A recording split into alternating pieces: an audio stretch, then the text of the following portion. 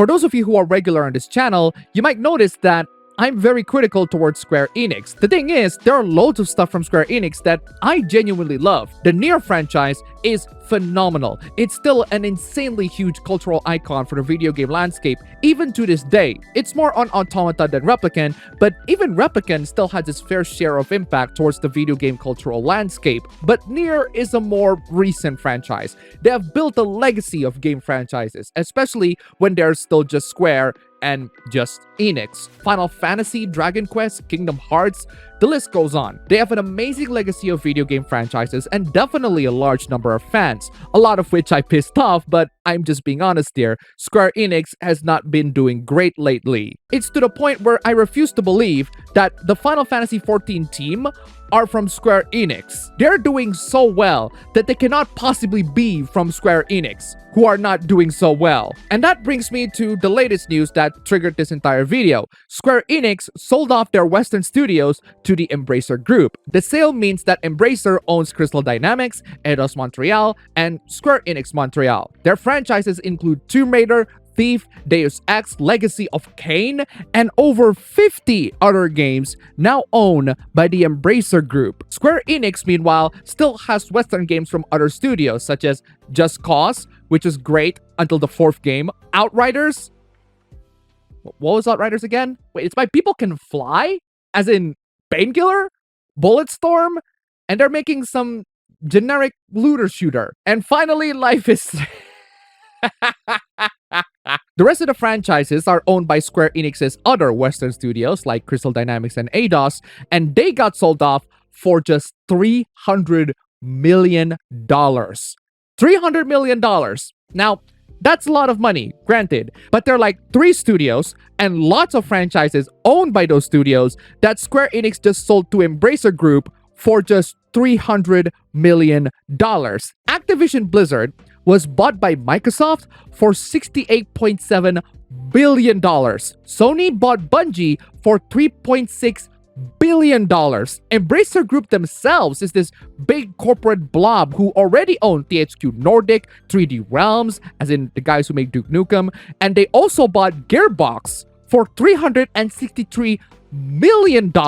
In the grand scheme of video game company acquisitions, three studios for $300 million is pretty freaking cheap. So what makes Square Enix's $300 million sale for 3 of their Western studios so ridiculously cheap? Well, it's really not that complicating. The studios that they sold are the same studios that are failing them. Crystal Dynamics are the ones responsible for the reboot Tomb Raider games, which are great gameplay-wise, but the story is absolute garbage, to the point where I don't want to play the series again. At this point, the Tomb Raider games are good for one thing: PC benchmarking utilities. Like, go to any tech YouTuber and you will see these people benchmarking the latest Tomb Raider. It's a good benchmarking utility, but not a good game. Square Enix Montreal has their, Go games and other mobile games.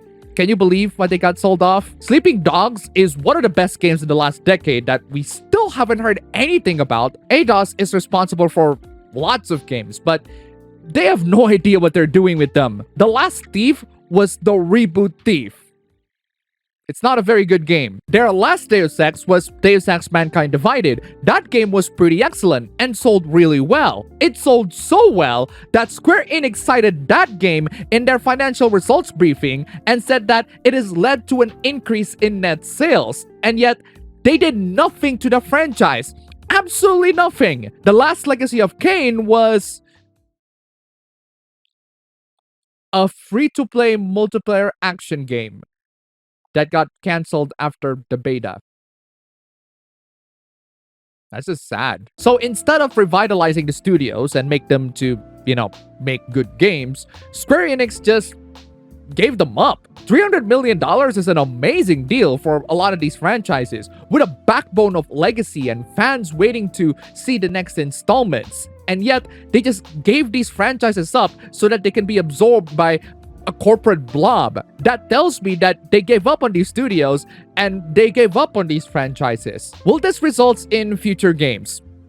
Maybe. There's a chance that it will. And loads of people think that it's great news for the franchises that Square Enix pretty much did nothing on, and to some extent ruined even. And that's the biggest issue here. Square Enix did nothing to these franchises. Absolutely nothing. And you can tell that they really don't care because they sold them off for really cheap, or at least compared to a lot of acquisitions that a lot of big game companies have done. So maybe giving it to people who actually care can lead to the revitalization of these franchises. I certainly do want to see the next installment of Thief, Deus Ex, and especially Legacy of Kain, and especially Sleeping Dogs. And I think that's the most positive news out of this entire thing. Square Enix gave up on those franchises and just sold them off to a big corporate blob who thinks that they can manage them better. Maybe they can, maybe they can't. We don't know for sure, but it's definitely a much better chance than being put into sleep. But hey, this acquisition must have come for a reason, especially when they're stinking cheap. It's gotta be for a good reason, right? Yeah, about that. In their official statement in regards to the situation, Square Enix has a huge number of game franchises that they can invest on, and in addition, they'll also invest on AI, cloud technologies, and blockchain. Blockchain, in case you don't know, is the technology that powers cryptocurrency.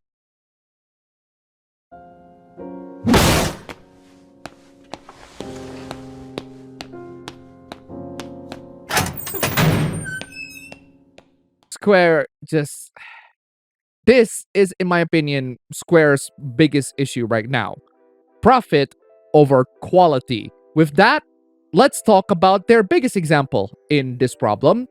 Marvel's Avengers. Apart from it being an unbelievably bland and mediocre live service garbage, it is a really cheap move from Square Enix in order to cash in on the Avengers' popularity. But they're way too late for that because the conclusion for the Infinity Saga Endgame was released a year before, in 2019. Then they tried out again with Marvel's Guardians of the Galaxy, which was actually not a horrible game per se. The game is alright in my opinion, it's just poorly timed, poorly advertised, and absolutely robbed the Game Awards. Marvel's Guardians of the Galaxy. What? What? You robbed! Marvel, you piece of Marvel's Avengers is well regarded by many as a commercial disaster, including by Square Enix themselves. In their financial report, they stated that while Marvel's Avengers is an ambitious title for games as a service, it's not proven to be as successful as they would have liked. Seriously, Marvel's Avengers is not as successful as they would have liked.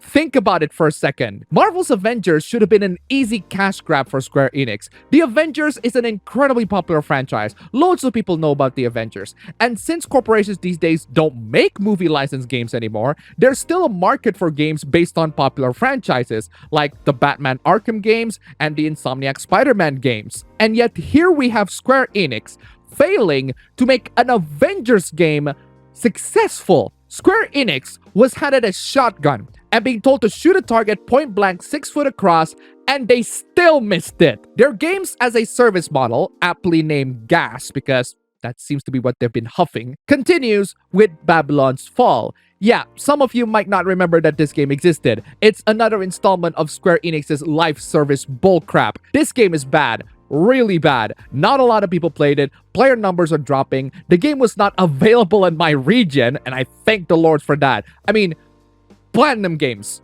you're much better than this. Seriously. So it's really not that much of a surprise when their president made an open letter to everyone at the beginning of the year by talking about the Metaverse.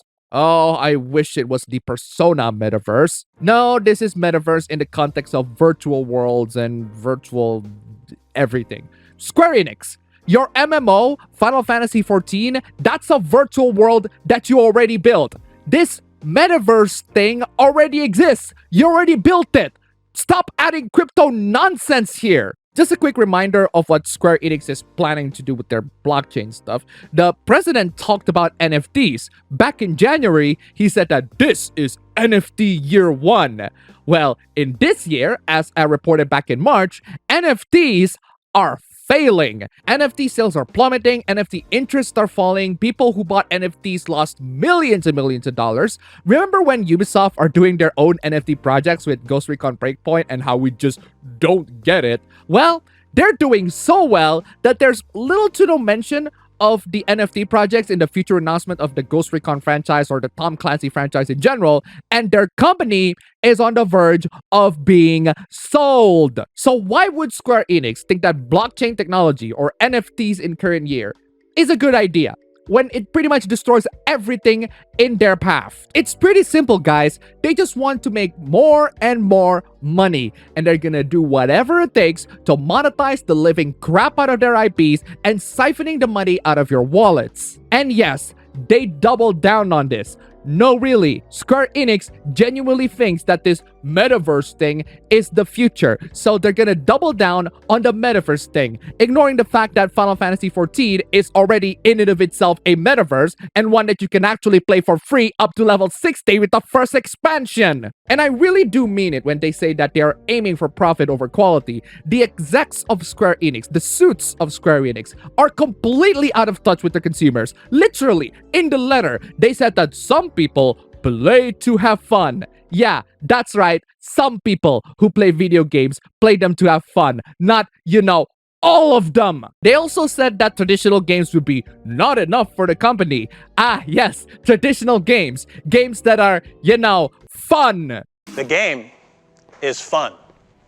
If it's not fun, why bother?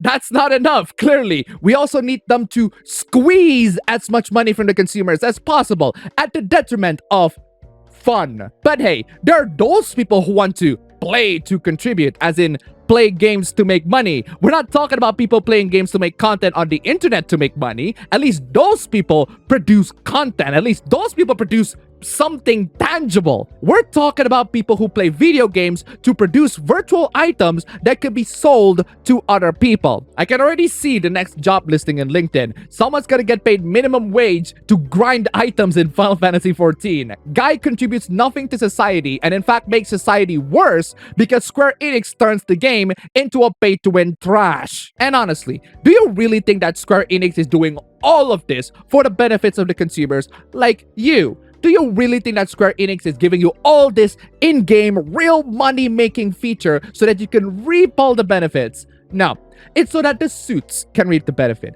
It's so that you can get squeezed dry. I swear, big corporations make the worst crap, especially Japanese corporations. Yes, another thing that you also need to remember. That's right, ladies and gentlemen, Final Fantasy VII Remake on the PC. Not a fan of Remake 7 though, especially when they decide to sell it at $70.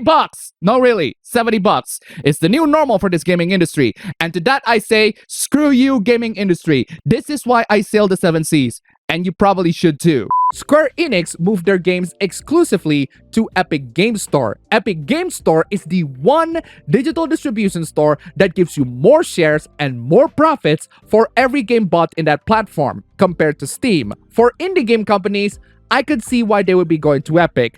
For big game companies, that's just them squeezing as many pennies as they can from all of you. That's just them being incredibly freaking greedy. There's no reason why Square Enix moved their primary platform to Epic Games Store. In the same way, there's no reason why Ubisoft moved their primary PC platform to Epic Games Store. They're big corporations that can take a lot more cut than indie game companies, and yet here they are selling their games on Epic, which gives them higher shares and higher profits. That worked out really well for Ubisoft. Big corporations always doing the worst crap to squeeze as much penny as they can from all of you. Oh, and not to mention, their PC ports aren't great as well. Good for you, Square Enix, for trying to get into the PC gaming market. Unfortunately, a lot of your ports have been garbage as of late. Final Fantasy VII Remake PC port was not very good at release. Stranger of Paradise Final Fantasy PC port was not very good at release. Chrono Cross was horrible at release. Your Final Fantasy VIII Remaster is less of a remaster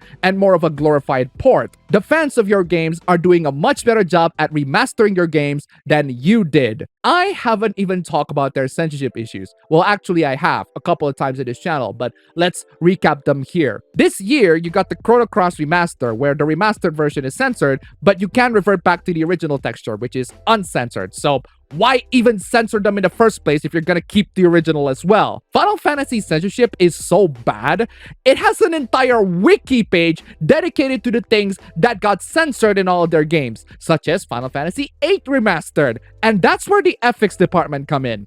What is the ethics department? Well, it's the one department that makes changes to whatever the devs make so that they don't appear problematic or controversial or weird. They are so proud of their job that they even say that it's good when people don't notice it.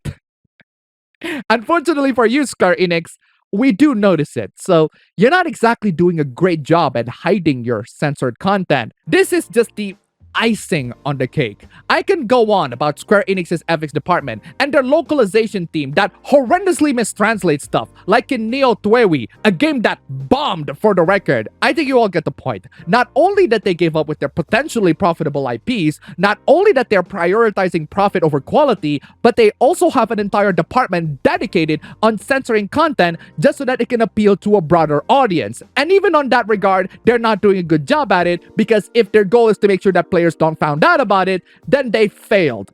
Big time. But things got even worse for them once you hear it straight from one of the people that worked with them. You guys might or might not remember Balan Wonderworld. The game was well anticipated because it was co-developed by Yuji Naka, Sonic's co-creator, and unfortunately the game turned out to be a flop. It's not commercially successful and the game wasn't very good. But there's more to the story than just that. Yuji Naka parted ways with Square Enix last year to the point where he legitimately considers retiring. That's very unfortunate, but it gets even worse. More recently, it was revealed that he didn't left, but he was removed from Balan Wonderworld to the point where he even filed a lawsuit against Square Enix. The details that he revealed are pretty freaking damning. Square Enix doesn't value games and game fans. How so? Well, Square Enix decided to use a YouTuber's arranged piano performance of the game's music for promotion instead of the original game track, which turned the YouTuber into a ghost composer, as in they don't get credited for it. He complained about that, but that caused a lot of trouble. He complained that the game is unfinished and that resulted in bad relationships with their business partners. He also said that retweeting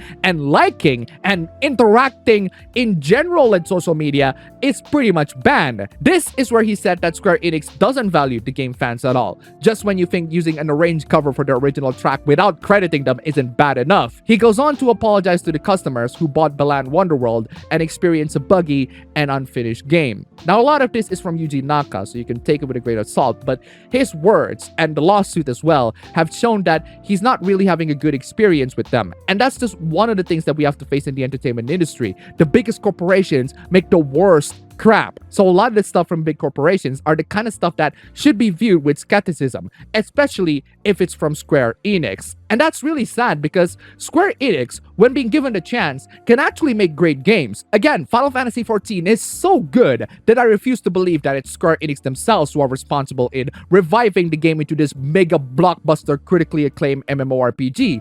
And yet here they are doing just the worst crap. I'm glad that a lot of their franchises are sold off somewhere because they clearly have no idea what they're doing to their own franchises. I don't know what's gonna happen to them. I hope that good things are gonna happen to them, but I can assure you that I'm not gonna be buying from Square Enix anytime soon. That's all for the video today. If you like it, you can go ahead and click the like button and subscribe for more. If you wish, you can support the channel through the links down below, stream channel link down below, go subscribe, and thanks for watching.